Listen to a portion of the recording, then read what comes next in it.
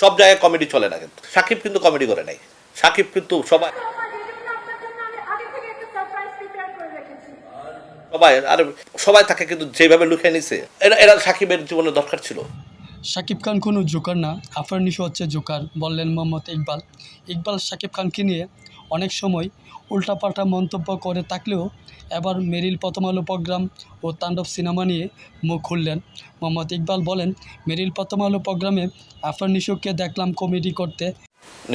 আফরান নিশো 50% চলে আসে, ঠিক আছে।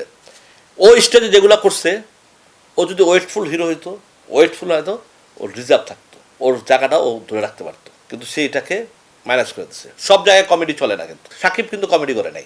জোকার সাজতে, অথচ শাকিব খান কোনো কমেডি করেনি, জোকারও সাজেনি, সে তার স্টারডম ধরে রেখেছে। মেরিল প্রথম আলো প্রোগ্রামে সবাই শাকিব খানকে লুফিয়ে নিয়েছে, এটা আমার খুব ভালো লেগেছে, কারণ এটা সে ভালো লাগে।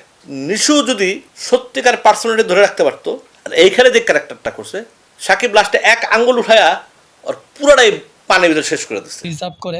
একসময় নাটকের লোকজন শাকিব খানকে নিয়ে নাক ছিটকাত, আজ তারাই সবাই শাকিব খানকে প্রশংসা করে, এটা আমার ভালো লাগে।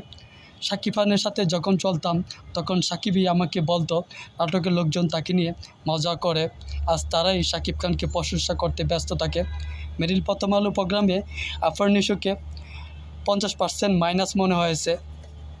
তাণ্ডব সিনেমায় নিয়ে মোহাম্মদ ইকবাল বলেন, আফরান নিশো কেমিওতে আফরান নিশো সাদা টাদা করে দিবে, যা যতই বকবা করেছিল, লাস্টে যখন শাকিব খান আঙুল তুলে যে ইশারা দিল তাতে আফরান নিশোকে একেবারে কায়েদ করে দিল, মানে আফরান নিশোকে বালিশ ছাড়া শুয়ে দিল। এবার মোহাম্মদ ইকবাল শাকিব খানকে নিয়ে প্রশংসা করলো। ব্যাপারটি আপনারা কীভাবে দেখছেন প্লিজ কমেন্টস করে জানাবেন।